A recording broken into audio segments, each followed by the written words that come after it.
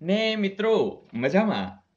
મિત્રો આપણે રેલવેના જે જુદા જુદા સમ જોઈએ છે એમાં રિઝનિંગના સમની અંદર કેવું કેવું પૂછાણું છે, કેવી વિવિધતા છે એ સતત આપણે જોતા રહીએ છીએ અને એના દ્વારા એટલી પ્રેક્ટિસ કરીએ છીએ કે પછી કંઈ નવું લાગતું નથી.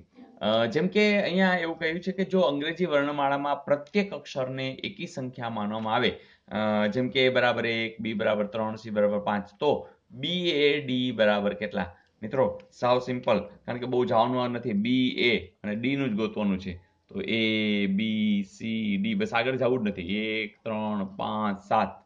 ચલો, બી એટલે કેટલા છે? 3. એ એટલે કેટલા છે? 1. અને ડી એટલે કેટલા છે? 7. તો 7 ને 3 10 ને 1 11. તો બસ મિત્રો જવાબ 11 રેડી છે. તો આવું પણ ક્યારેક એકદમ સિમ્પલ પૂછાય છે. પણ મિત્રો એટલે તો ખબર છે કે બધું સિમ્પલ જ હોય છે, કોઈ ખાસ અઘરું હોતું નથી. જોઈએ નેક્સ્ટ. મિત્રો શ્રેણીમાં જોઈ શકો છો કે આમ શ્રેણી બહુ ફાસ્ટ નથી જતી, અને બહુ ફાસ્ટ ન જતી હોય તો તમે શું કરો છો? ડિફરન્સ લ્યો છો. તો 4, 7, 10, 12, 14, 17, 20 અને પછી હવે શું આવે? શું કરશો? યસ, તમે જાણો છો. પહેલા ડિફરન્સથી ચેક કરી. 4 ને 3 7, 7 ને 3 10, 10 ને 3 13. ના, નથી આવતું. તો શું થયું? 10 ને 2 12, તો અહીંયા 2 આવ્યા. 12 ને 2 14. હા, પછી 14 ને 3. હા, ગાડી એવી ચાલે છે 3 3 2 2. તો હવે 3 3 છે, તો હા છે જ. તો 3 3 2 2 3 3, તો હવે 2 2. તો 20 ને 2 22. હજી કીધું તો 22 ને 2 24. તો અહીંયા 22 છે એ જવાબ આવશે. તો મિત્રો મજા આવી. મને લાગે છે આ બધાનો સાચો હશે. અને મિત્રો આ રીતે જે નવા નવા છે એ લોકો પણ આનંદથી હવે જોડાઈ રહ્યા છે અને ખૂબ આનંદથી બધા કામ કરી રહ્યા છે.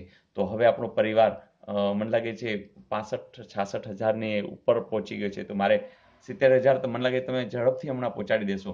અને મારે મને ખબર છે કે દર 10,000 હું લાઈવ આવું છું. તો લાઈવની પણ ઘણા બધા મિત્રો રાહ જોતા હોય છે. તો જરૂરથી મળતા રહેશું, કારણ કે મને પણ એટલી જ મળવાની ઈચ્છા હોય છે. અને તમારા મિત્રો જે પ્રતિભાવ છે ને, એ તો ભાઈ જબરજસ્ત.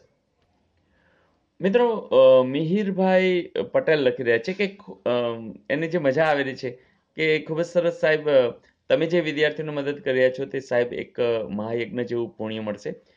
ગામડામાં દૂર છેવાડા વિદ્યાર્થી કે જ્યાં લાઇટ કે ગાડી પણ ન પહોંચી શકે, ત્યાં વિદ્યાર્થીઓ ખૂબ જ મદદરૂપ થઈ રહ્યું છે. સાહેબ, રોજ તમારો ગણિત વિજ્ઞાન વિડીયો કે અવાજ જોવા ન સાંભળીએ તો રાત્રે ઊંઘ આવતી નથી. તમારા ચરણોમાં વંદન ગુરુજી.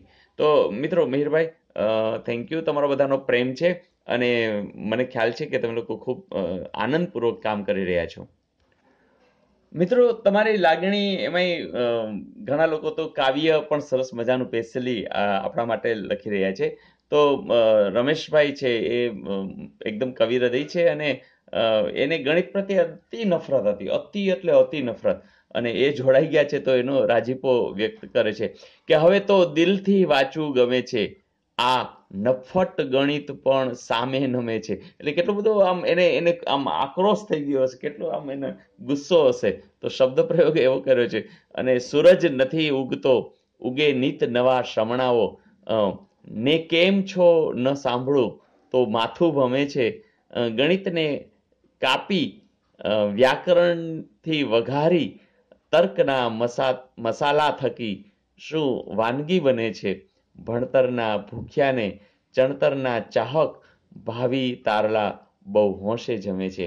તો વાહ ભાઈ વાહ, સરસ રમેશભાઈ, ખૂબ સરસ તમે કાવ્ય લખ્યું છે. તો આ મિત્રો લાગણી છે, તમારો બધાનો પ્રેમ છે. અને મિત્રો તો આ કામ તો ઘણું આગળ જવાનું છે, કારણ કે એક વ્યક્તિ નથી, હવે આખો મોટો પરિવાર છે અને પરિવાર ધારે કામ કરી શકશે. તો મિત્રો આપણે એક એક બાળકની આંખમાં રહેલી કુતૂહલતાને આપણે ઓળખીએ અને એને ક્યારેય ભણતરનો ભાર ન લાગે એવો સતત પ્રયાસ કરીએ. આજુબાજુ ખાસ કરીને 10મા ધોરણના વિદ્યાર્થીઓને તમે પકડી જ લેજો, એને વાલીને પકડી અને કે લાવો તમારો મોબાઈલ, અને તમે બધાને સબસ્ક્રાઇબ કરાવતા જ રહ્યો. તો મને લાગે છે જે 10મા ધોરણ ઉપર આપણે હજી ઘણું બધું કામ કરી રહ્યા છે, થઈ ગયું છે, તો એ બધાનો બેનિફિટ મળશે. એને કહેવાનું પ્લેલિસ્ટમાંથી STD10ના વિડીયો જોયા કરે. તો મિત્રો મને મજા આવી, તમને ખૂબ મજા આવી, અને આવી મજા આપણે કરતા જ રહેવાના છીએ, કારણ કે ભણવું એ આનંદ છે, ગમત છે, રમત છે.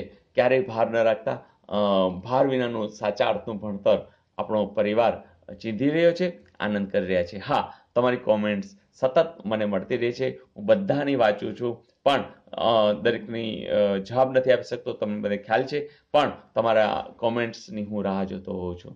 Wish you all the best. નવા ઉદાહરણો સાથે મિલતે હે બ્રેક કે બાદ. આવજો.